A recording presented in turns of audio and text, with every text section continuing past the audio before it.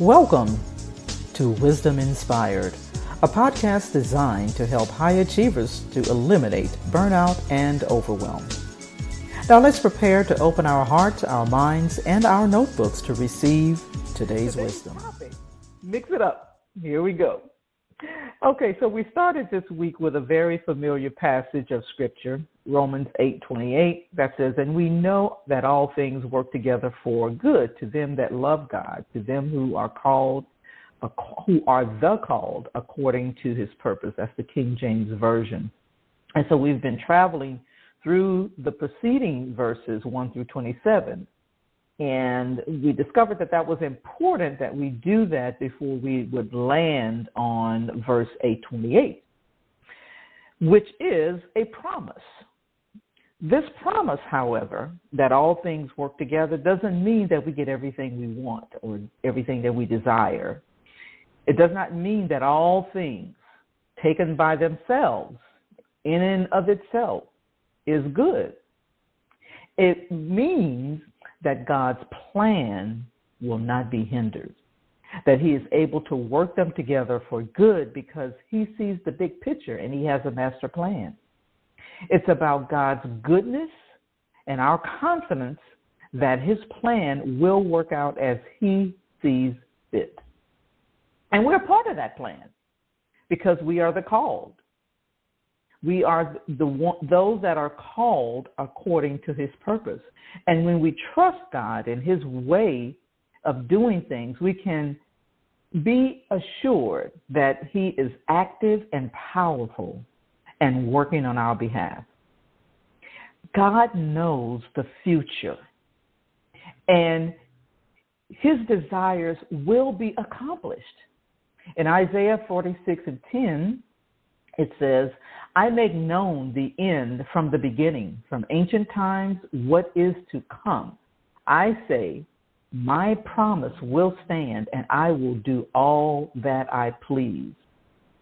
So even when things, seem chaotic and out of control, like things that's going on around us right now as we're on this call, God is still in charge.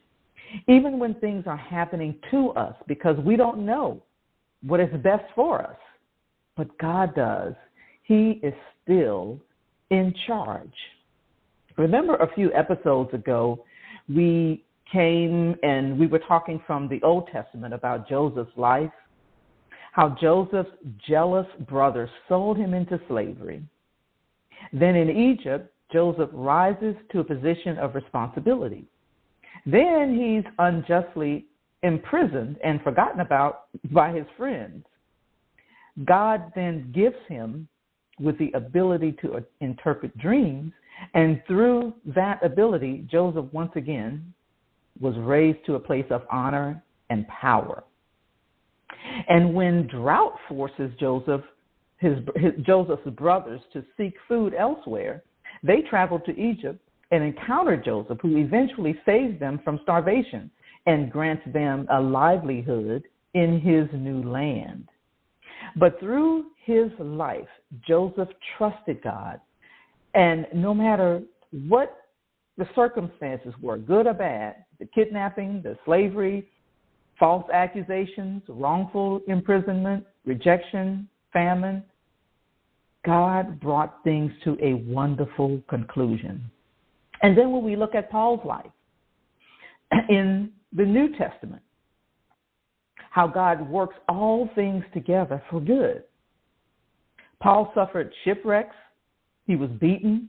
He was in prison. Murder attempts against him, temporary blindness, a whole lot of stuff that happened to him, all within God's plan to spread the gospel. Yet through and in all of it, God was working to bring about good and glorious works. So we see that all things are not necessarily good, right? The death of a child is not good.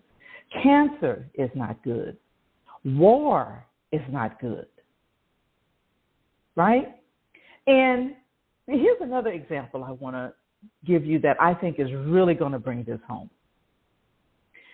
What are the ingredients of table salt? Sodium and chloride.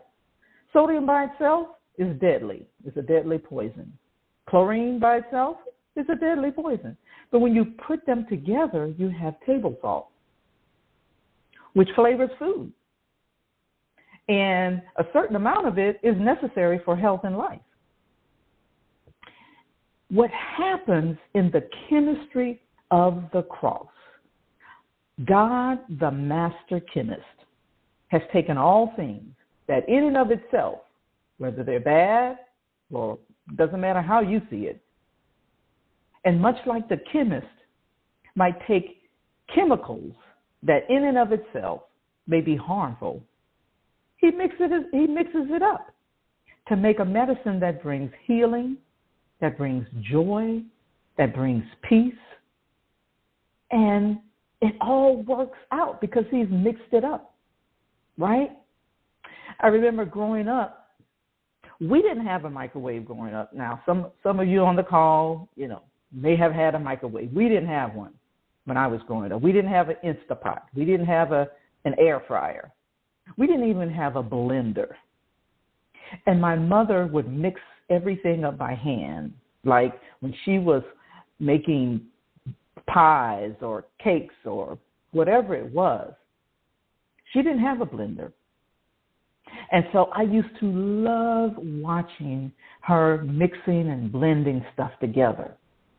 And what I remember was that the top part of her arm, between the shoulder and the elbow, would just be flapping and jiggling back and forth, just flapping and jiggling back and forth.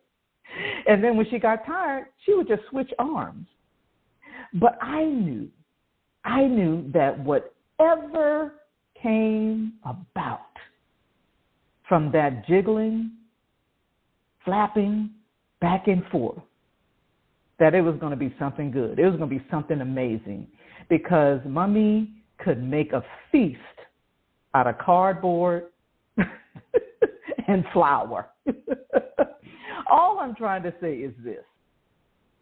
God takes things that are bad things, that would have otherwise killed us, puts them in the spiritual mixing bowl of his wisdom and love, works all things out together for good, and he mixes it up so that what comes together, it comes together in something so glorious, so marvelous, so amazing, and too wonderful for words. It turns into something we can't even comprehend would come about, but it results into something good and glorious for our good, because we get to benefit from it.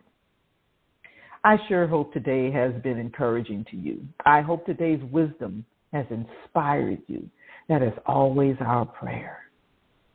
I hope that you would go out there and put hashtag mix it up, because that's what God is doing every day. And he's working things out on our behalf. Remember to go to wisdominspired.net, where you can find the links to the platforms, listen to the previous episodes, subscribe, and leave us a review. And if you want to know more about our co-working and collaborating community and how you can benefit from the resources and transformational coaching, send us an email to hello@aaccoworking.com. With that said, meet us back on the line next time, same place, same station, with more Wisdom Inspired. Have a wildly productive day. I hope you enjoyed the episode of Wisdom Inspired that was brought to you by the AAC Co-working Community, a virtual community designed to support female entrepreneurs, business owners, and freelance professionals. For more, go to wisdominspired.net.